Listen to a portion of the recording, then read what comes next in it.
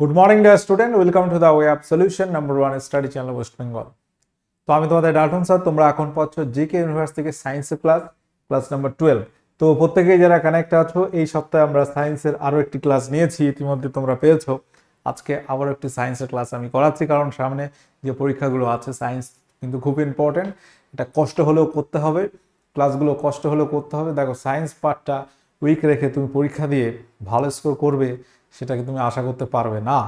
প্রত্যেকটা সাবজেক্টকে সমান গুরুত্ব দিতে হবে, এবং এটা আমরা জানি অনেকে সায়েন্সটা অ্যাভয়েড করে, বাট সেটা করলে কিন্তু হবে না, তুমি কম্পিটিশনে দাঁড়াতে পারবে না। তো প্রথম থেকেই সায়েন্স পড়তে হবে, এবং সায়েন্সের চ্যাপ্টার ভিত্তিক কিন্তু আলোচনা তোমাকে দেখতে হবে বা পড়তে হবে। তো আমাদের যে ক্লাস রুটিন আছে, আমার ক্লাস পাচ্ছ সকাল 7:30 থেকে দ্য ওয়ে অফ সলিউশনে। আমাদের প্রচুর ইউটিউব চ্যানেল, তার মধ্যে TWS একাডেমি আছে, TWS স্মার্ট আছে। তো প্রত্যেক চ্যানেলের ক্লাস রুটিন আছে, এইভাবে কিন্তু ক্লাসটি চলছে আগস্ট মাসে। এবং সমস্ত ক্লাসের নোটিফিকেশন লিঙ্ক তোমরা কোন চ্যানেলে কোনটি হচ্ছে অত মনে রাখতে পারো না, সেক্ষেত্রে টেলিগ্রাম গ্রুপে থাকো, টেলিগ্রাম গ্রুপ জয়েন করে রাখো, এখানে প্রত্যেক ক্লাসের লিঙ্ক টাইম মতো পাবে, ঠিক আছে। এবং আমাদের যে পেড কোর্সগুলো আমরা করাচ্ছি, সেটি করাচ্ছি TWS একাডেমি অ্যাপে। এই অ্যাপ তোমরা প্লে স্টোরে গিয়ে ডাউনলোড করতে পারবে, এবং সেখানে আমাদের যে নতুন ব্যাচটি শুরু হচ্ছে WPKP ফাউন্ডেশন প্রো ব্যাচ, দুর্দান্ত একটা ব্যাচ শুরু হচ্ছে 3.5 মাসের মধ্যে, অর্থাৎ পরীক্ষার আগে আমরা কিন্তু টোটাল সিলেবাস শেষ করব ফাউন্ডেশন হিসাবে। অর্থাৎ প্রত্যেকটা সাবজেক্টের একদম বেসিক টু অ্যাডভান্স আলোচনা with MCQ practice and mock test.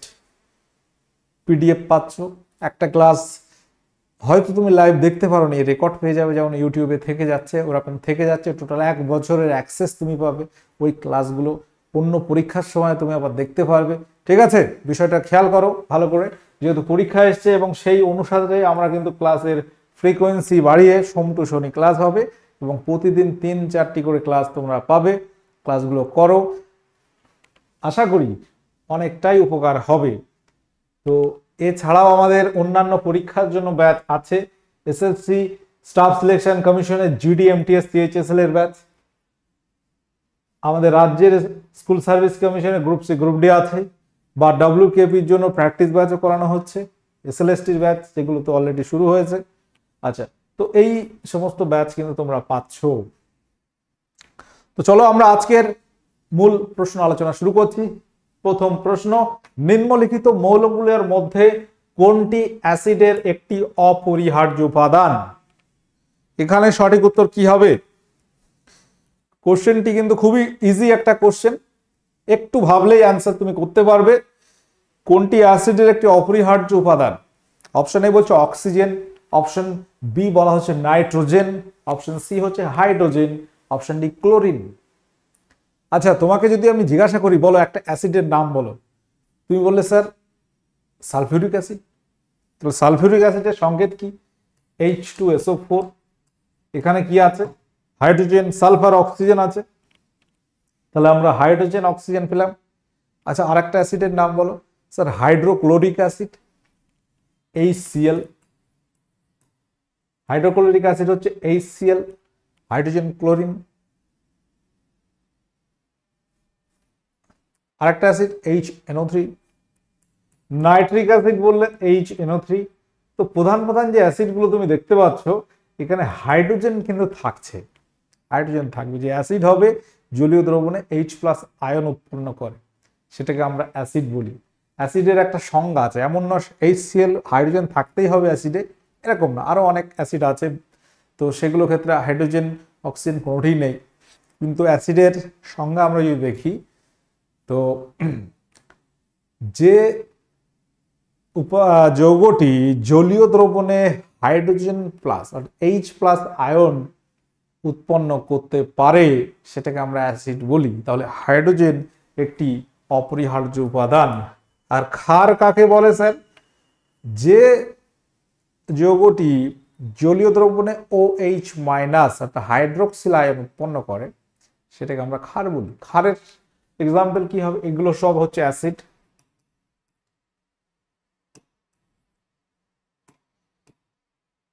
আর ক্ষার হচ্ছে বেস। বেস মানে হচ্ছে ক্ষার, এবং এই বেসের মধ্যে আমরা পাচ্ছি sodium hydroxide NaOH, potassium hydroxide এটা, ঠিক আছে, ম্যাগনেসিয়াম হাইড্রোক্সাইড। তো এগুলো হচ্ছে বেস বা ক্ষার। প্রকৃতিতে গ্রিনহাউস অবস্থা সৃষ্টিতে নিম্নের কোনটি সর্বাধিক সক্রিয়? কোশ্চেনটা দেখো ভালো করে, তোমরা প্রত্যেকে পারবে কোশ্চেনটির অ্যান্সার, তোমরা জানো অলরেডি। আমরা গ্রিন হাউস অবস্থার যদি আমরা দেখি এটা কি, গ্রিন হাউস কথাটা কোথা থেকে এসছে? গ্রিন হাউসের বাংলা সবুজ ঘর। তাহলে সবুজ ঘর অবস্থা মানে কি?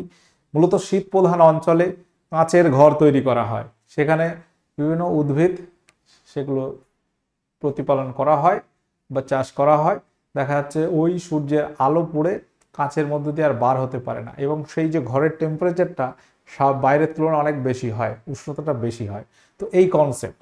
তো পৃথিবীতে এমন কিছু গ্যাস আছে যেগুলো তাপটা ধরে রাখতে পারে, সেই যে গ্যাসগুলো আছে সেগুলোকে আমরা গ্রিন হাউস গ্যাস বলে থাকি, যেমন কার্বন ডাইঅক্সাইড, মিথেন, ওজোন, ঠিক আছে। পাশাপাশি নাইট্রাস অক্সাইড, জলীয় বাষ্প, এগুলো হচ্ছে বায়ুমণ্ডলে, এগুলো তাপ ধরে রাখে, সূর্য থেকে আসা তাপটা ধরে রাখে এবং পৃথিবীর উষ্ণতা ধীরে ধীরে বাড়িয়ে তুলছে। এই যে সিচুয়েশনটাকেই আমরা ওই গ্রিন হাউসের সঙ্গে তুলনা করি, অর্থাৎ সবুজ ঘর এফেক্ট বলা হয়। গ্রিন হাউস অবস্থা সৃষ্টিতে সর্বাধিক যে গ্যাসটি সক্রিয় সেটি হচ্ছে CO2, অর্থাৎ কার্বন ডাইঅক্সাইড। 50% দায়ী কার্বন ডাইঅক্সাইড, আর বাদ বাকি যা আছে 50%। নিম্নলিখিত সংকর ধাতুগুলির মধ্যে কোনটি তামার সংকর ধাতু নয়? বলো।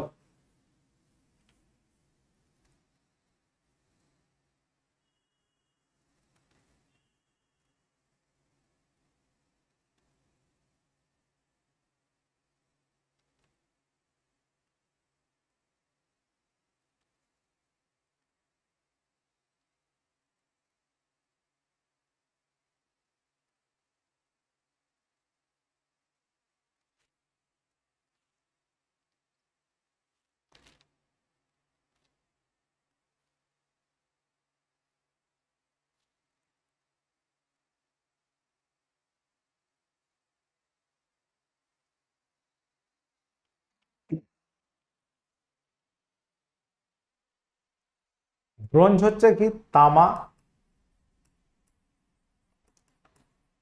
দস্তা। পিতল হচ্ছে কি? আচ্ছা, এটা হচ্ছে তামা, দস্তা এবং নিকেল। এটা হচ্ছে জার্মান সিলভার। গান মেটাল কি আছে বলতো? অ্যালনিকো। এখানে কিন্তু বলা হচ্ছে এটা তামা নেই, ঠিক আছে। আমরা জার্মান সিলভার, তামা, দস্তা, নিকেল বলতে পারি, এবং গান মেটাল যেটা আছে সেটা তামা, দস্তা এবং টিন।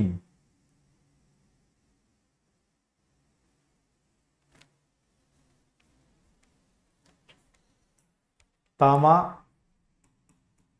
দস্তা এবং টিন, ঠিক আছে। Cu মানে হচ্ছে তামা, Zn মানে হচ্ছে দস্তা, ঠিক আছে। Sn মানে হচ্ছে টিন। এই সংকেতগুলো বুঝতে হবে। টিন। আচ্ছা, Ni মানে হচ্ছে কি স্যার? Ni মানে নিকেল।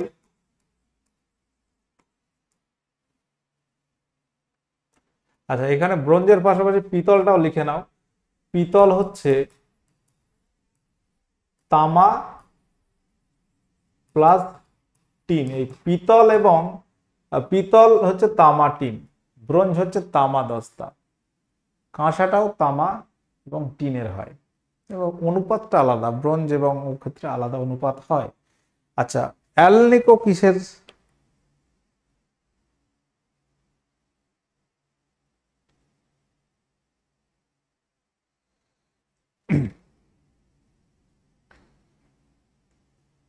অ্যালনিকো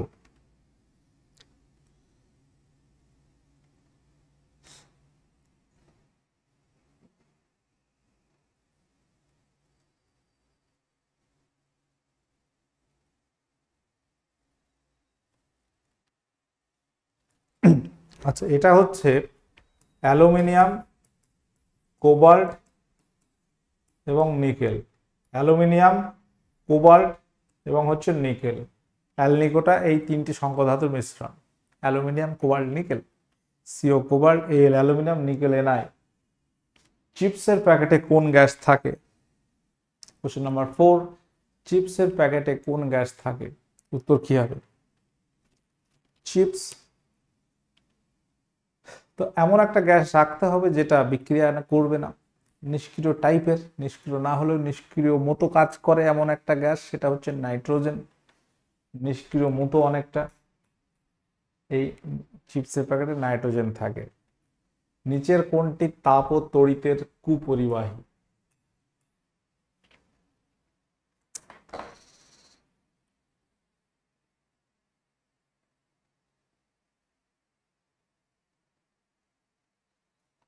তাপের কুপরিবাহী অর্থাৎ তাপ পাস করবে না, আবার তড়িতেরও কুপরিবাহী। মূলত ধাতু যেগুলো বলো সেগুলো হচ্ছে অ্যালুমিনিয়াম তাপ তড়িতের সুপরিবাহী। গ্রাফাইট, এটা কিন্তু তড়িৎ পরিবহন করতে পারে, আমরা বলি একটা মাঝামাঝি প্রবাহী বা পরিবাহী বা মধ্যম প্রবাহী, ঠিক আছে। তো কালো ফসফরাস, সেটাও তড়িৎ পরিবহন করতে পারে। হীরক বা হীরা, এটা তাপ তড়িতের কুপরিবাহী, ঠিক আছে। অর্থাৎ যেটাকে আমরা কুপরিবাহী, তড়িতের কুপরিবাহীকে আমরা ইনসুলেটর বলি, অন্তরক। তাপের ক্ষেত্রে আলাদা। বাড়ির বিভিন্ন তলায় ট্যাঙ্কের সঙ্গে যুক্ত পাইপলাইনের কল খুললে জলের কোন ধর্মের জন্য জল পাওয়া যায়? প্লবতা, পার্শ্বচাপ, সান্দ্রতা, সমচ্ছশীলতা।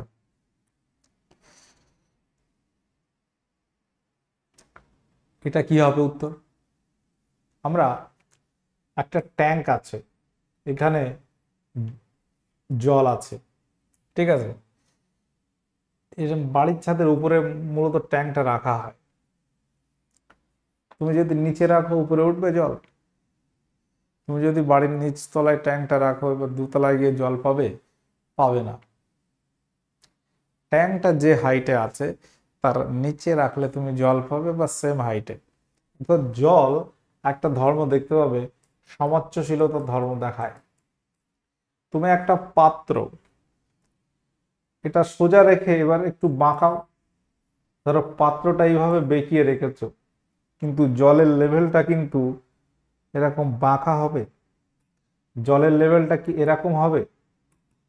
জলের লেভেলটা কিন্তু এরকম হবে, এরকম অনুভূমিক হয়, সোজা হবে। যেভাবেই জলটা রাখো একটা পাত্র, অর্থাৎ এই একটা একটা বোতল আছে, এই বোতলটা নিয়ে তুমি বুঝতে পারবে এই জল একটা লেভেলে আছে, একটা উচ্চতা আছে, সমান উচ্চতা, প্রত্যেকটা জায়গা সমান। এটাকে যদি এরকম বাঁকায়, জলটা কিন্তু এইরকম হয়ে গেল, অনুভূমিক। এটা কিন্তু জলের একটা ধর্ম, এটাকে বলা হয় সমচ্ছশীলতা ধর্ম।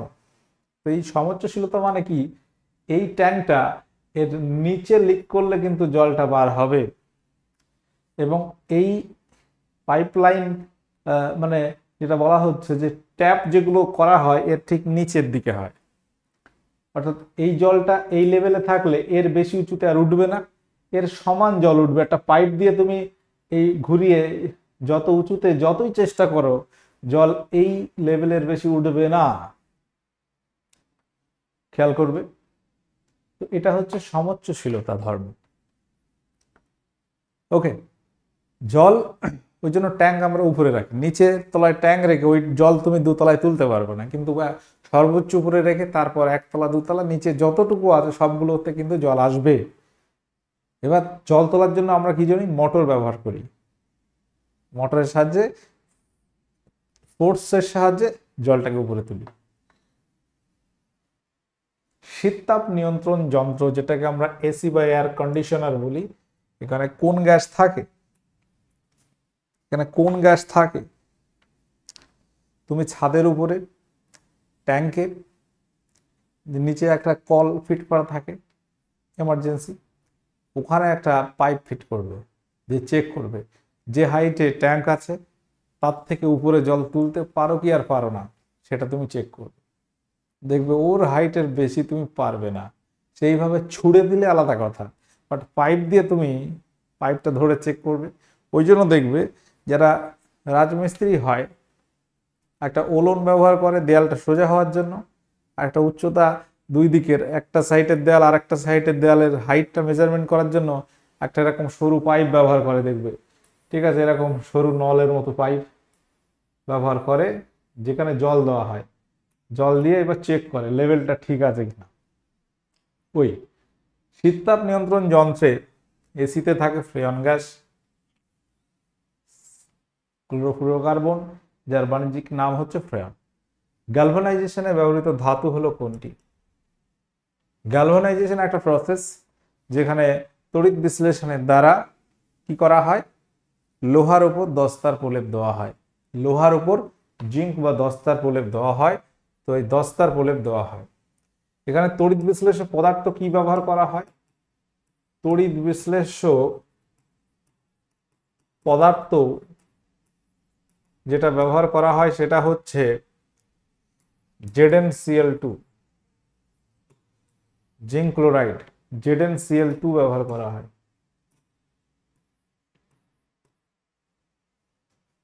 আর লোহাটাকে ক্যাথোডে রাখা হয়, ঠিক আছে, লোহাকে ক্যাথোডে রাখা হয়, ক্যাথোডে গিয়ে ওই দস্তাটা জমা হবে। কোন গ্রহকে সবুজ গ্রহ বলা হয়? গ্রিন প্ল্যানেট বলা হয় কোন গ্রহকে? শুক্র, শনি, মঙ্গল নাকি ইউরেনাস? উত্তর হবে ইউরেনাসকে বলা হয় সবুজ গ্রহ। পৃথিবী, মঙ্গলকে বলা হয় রেড প্ল্যানেট, পৃথিবীকে বলা হয় নীল গ্রহ।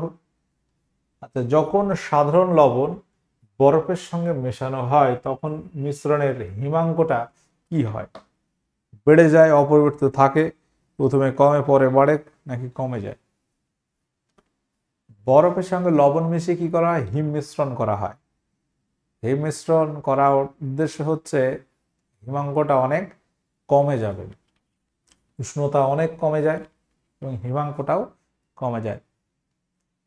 হাতের সাহায্যে বস্তু তোলার সময় আমাদের হাত কিভাবে কাজ করে বা কোন লিভারের মতো কাজ করে? প্রথম, দ্বিতীয়, তৃতীয় নাকি অপশন ডি সরল যন্ত্র? কোশ্চেনটা বোঝা গেছে?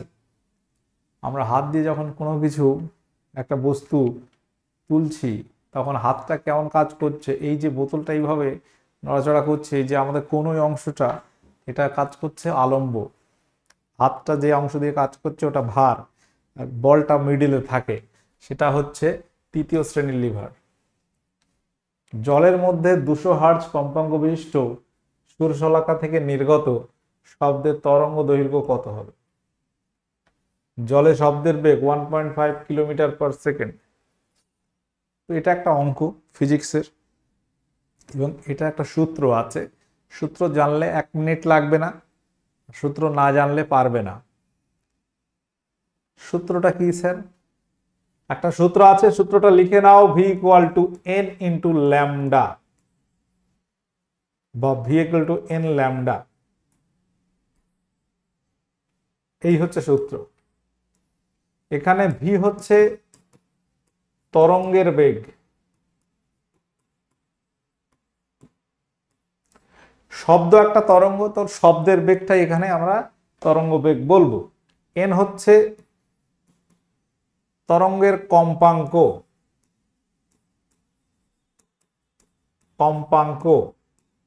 আর ল্যামডা এর না, এটা হচ্ছে তরঙ্গের তরঙ্গ দৈর্ঘ্য। এই হচ্ছে অঙ্ক। তিনটে বিষয় কি কি? V = তরঙ্গ বেগ, N কম্পাঙ্ক, আর ল্যামডা, এই চিহ্নটার নাম হচ্ছে ল্যামডা, ঠিক আছে, ল্যামডা। তো এই হচ্ছে একটা সম্পর্ক। এবার এখানে কি কি বলে দিয়েছে, তো এই যে এটা জানলে এবার তোমার আর ক্যালকুলেশন করতে সময় লাগবে না। এখানে ভিটা বলেছে, তাহলে ভিটা এখানে 1.5 কিলোমিটার পার সেকেন্ডে দিয়েছে, আর অ্যান্সার দিয়েছে সব সেন্টিমিটার নাই মিটারে দিয়েছে। এখন তুমি, আচ্ছা এটা একটা মিটার করে দিই। ঠিক আছে, তো এখন কিভাবে আমরা বার করব? তাহলে এটাকে প্রথম আমরা কিলোমিটারটাকে মিটারে করব। কিলোমিটারটা মিটারে করলে 1 কিলোমিটার মানে কত মিটার? 1 কিলো মানে 1000 মিটার। তাহলে 1000 দিয়ে গুণ করলে তুমি পাবে 1500 মিটার পার সেকেন্ড। তাহলে ভিটা আমরা বসাচ্ছি 1500। ঠিক আছে, এনটা কত? এন হচ্ছে 200 হার্জ। এবার তোমার ল্যামডাটা বার করতে হবে। তাহলে ক্যালকুলেশন করলে আমরা পাচ্ছি 1500 ভাগ 200 ইকুয়াল টু ল্যামডা। ল্যামডাটা বার করতে হয়েছে, তরঙ্গ দৈর্ঘ্যটা বার করতে বলেছে।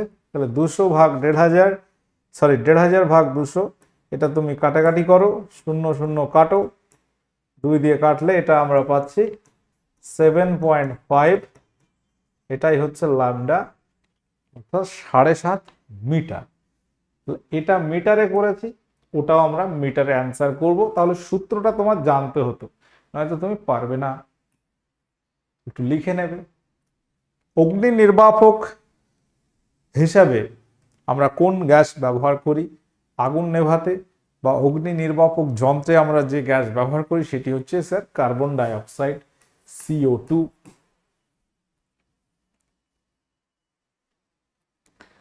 একটি 4 কেজি এবং 1 কেজি ভরের বস্তুদ্বয় একই গতিশক্তি নিয়ে চললে ওদের ভরবেগের অনুপাত কি হবে? গতিশক্তিটা কি একটু জানতে হবে। হাফ mv স্কয়ার, mv তার স্কয়ার, ভরবেগ মানে m ইন্টু ভি। তাহলে এবার আমাদের দুটো বিষয় জানতে হবে। যেটা বলেছে, ধরো প্রথম বস্তু, এটা m1 ধরলাম, এটা m2 ধরলাম। প্রথম বস্তুর বেগ v1, দ্বিতীয় বস্তুর বেগ v2 ধরলাম। এখানে বলেছে half m1 v1 square equal to half m2 v2 square. In general case এটা আমরা এই দিকে লিখলাম। গতিশক্তি রাশিটা আমরা এই দিকে লিখলাম, গতিশক্তি মানে হাফ mv স্কয়ার। ঠিক আছে, তো এবার আমরা এটা কিভাবে করব স্যার? তাহলে এখানে এইটা বলে দিয়েছে একই গতিশক্তি নিয়ে চলেছে দুটো বস্তু। এখানে m1টা আমরা বলছি 4 কেজি, m2টা আমরা বলছি 1 কেজি। তুমি v1 v2 জানো না, প্রথম বস্তুর বেগ v1, দ্বিতীয় বস্তুর বেগ v2 ধরলাম। তাহলে এখান থেকে আমরা যদি ক্যালকুলেশন করি, বসিয়ে দাও m1 মানে 4, v1 স্কয়ার, m2 মানে 1 ইন্টু v2 স্কয়ার। এখান থেকে তুমি পাচ্ছ v1 বাই v2 তার স্কয়ার ইকুয়াল টু 1/4। এই জায়গা থেকে তুমি পাচ্ছ v1 বাই v2 1/2। এটা এবার বসিয়ে দাও। তাহলে m1 v1, m2 v2 এই দুটো আমরা বার করতে চাচ্ছি। তাহলে m1 বাই m2 রাখো, v1 বাই v2 রাখো। এখানে তুমি যদি বসিয়ে দাও, এটা নিচে হবে, এটা উপরে হবে। ক্যালকুলেশন যদি বসাও 4 ভাগ 1, 1/2, এটা কাটলে 2/1, 2:1 পাচ্ছি অ্যান্সার। ঠিক আছে, অঙ্কটা একটু দেখে নিতে হবে, মানে যেটা ফ্রেশ করে করো। তাহলে আমরা যেটা ফার্স্ট কেস করলাম সেটা হচ্ছে সমান করলাম mv1 square half m2 v2 square. এই সূত্রটা প্রথমে বুঝলাম, দুটোর গতিশক্তি সমান। সমান করে দিলে এবার কাটাকাটি করলে তোমার এখান থেকে m এর মানটা, এই হাফ হাফ প্রথমে কেটে দিচ্ছি, m1টা 4 আর v1টা জানি না, 1 ইন্টু v2 স্কয়ার। এখান থেকে আমরা v1 বাই v2 পেয়েছি 1/2। পরে আমরা m1 v1 আর m2 v2 এই রেশিওটা বার করতে চাইছি। তাহলে m1 বাই m2 এটা আমরা জানি, এটা 4 ইন্টু v1 বাই v2 মানে হাফ, এটা 2/1। ক্যালকুলেশনটা দুবার করে দেখালাম। স্প্রিং তুলার সাহায্যে 1 কেজি তুলো বেশি পাওয়া যাবে কোথায়? স্প্রিং তুলার সাহায্যে 1 কেজি তুলো বেশি পাওয়া যাবে কোথায়? স্প্রিং তুলায় কি মাপা হয় বলতো? স্প্রিং তুলার সাহায্যে আমরা ওজন পরিমাপ করি।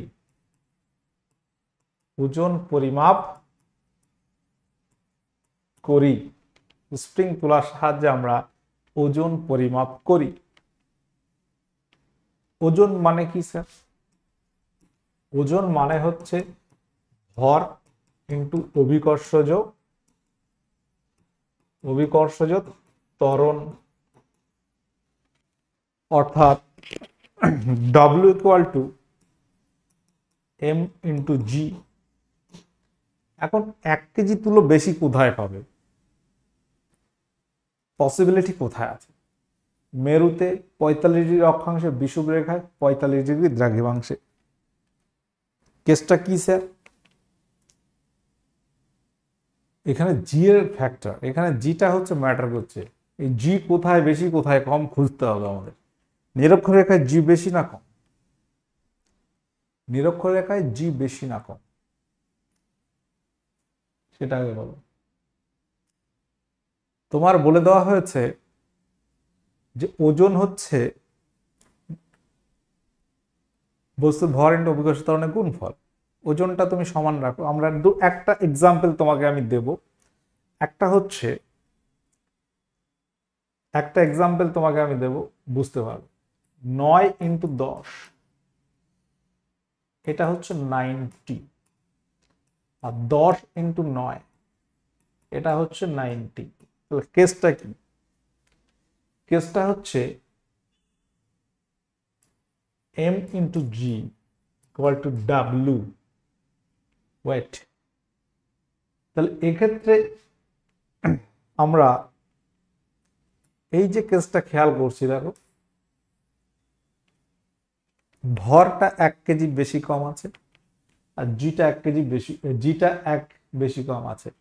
আমরা জানি নিরক্ষরেখায় অভিকর্ষ ত্বরণের মান মেরুর থেকে কম হয়। নিরক্ষরেখায় তুমি যদি যে অভিকর্ষজ মান পাবে, জি এর ভ্যালু মেরু অঞ্চলে তার থেকে অনেক বেশি হবে, কারণ মেরু অঞ্চলে ঘূর্ণন কম। ভালো করে বিষয়টা বোঝো। তাহলে এই যে কেসটা আমরা কোথায় পাচ্ছি? এটা মেরুতে পাচ্ছি। মেরু অঞ্চলে জিটা কি হয়? বেশি হয়, জিটা বেশি হয়। আর নিরক্ষীয় অঞ্চলে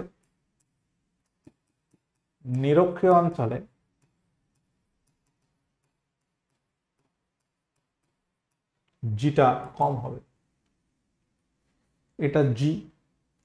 তাহলে কেসটা হচ্ছে নিরক্ষীয় অঞ্চলে জি কম, মেরু অঞ্চলে বেশি। তাহলে পসিবিলিটি একমাত্র হতে পারে নিরক্ষরেখায়। নিরক্ষরেখায় তুমি যদি নাও, এখানে এমটা হয়ে যাচ্ছে 10, ভরটা 10 কেজি হতে পারে, মেরু অঞ্চলে কম হবে, কারণ জিটা বেশি। তুমি ওয়েট দুজনের যদি সমান নাও, সেক্ষেত্রে আমরা বিষুব রেখা মানে হচ্ছে নিরক্ষরেখা, এটা মানে নিরক্ষরেখা বা মূল মধ্যরেখা।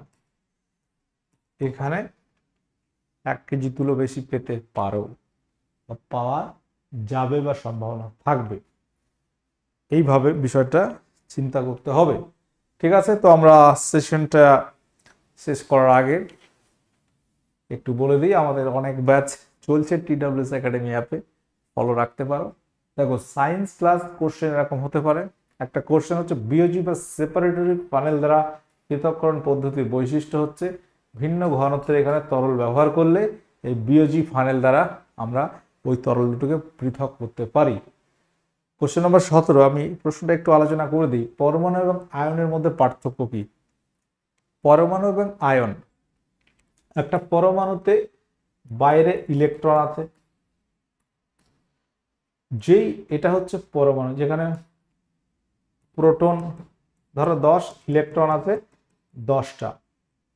যেই একটা ইলেকট্রন চলে যাবে, এ বেরিয়ে গেল, ইলেকট্রন যদি -1 হয়ে যায়, হ্যাঁ, তখন যেটা তৈরি হবে সেটা হবে আয়ন।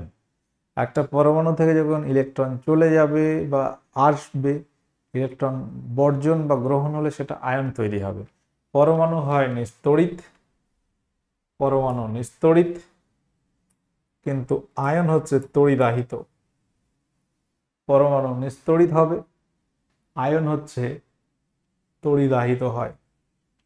পরমাণু অপেক্ষা আয়নের স্থায়িত্ব বেশি, তো এটা কম আছে, এটা বেশি হলে সঠিক হতো। ফিউজ তারের বৈশিষ্ট্যটা কি আছে? ফিউজ তার হচ্ছে রোধ বেশি হবে, গলনাঙ্ক কম হবে।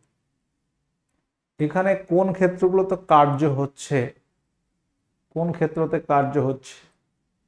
কাজ হচ্ছে কোনটায়? কার্য মানে কি স্যার? কার্য মানে হচ্ছে তুমি বল প্রয়োগ করেছো, তার যদি একটা সরণ হয় সেটা হচ্ছে কার্য। উদ্ভিদ সালোক সংশ্লেষ করছে, ওটা বল সরণের কেস নেই, ঠিক আছে? জামা কাপড় রোদে শুকাচ্ছে, এটা কার্য। সাঁতার কাটাটা একটা কাজ, তুমি বল প্রয়োগ করে কিছুটা এগিয়ে গেলে। নিচের কোনটি চাপের একক? এটা তোমরা হোমওয়ার্ক করো। আজকের সেশন আমরা এখানে এন্ড করলাম। সকলে ভালো থাকো, সুস্থ থাকো, দেখা হচ্ছে নেক্সট ক্লাসে। ওকে, টাটা, বাই।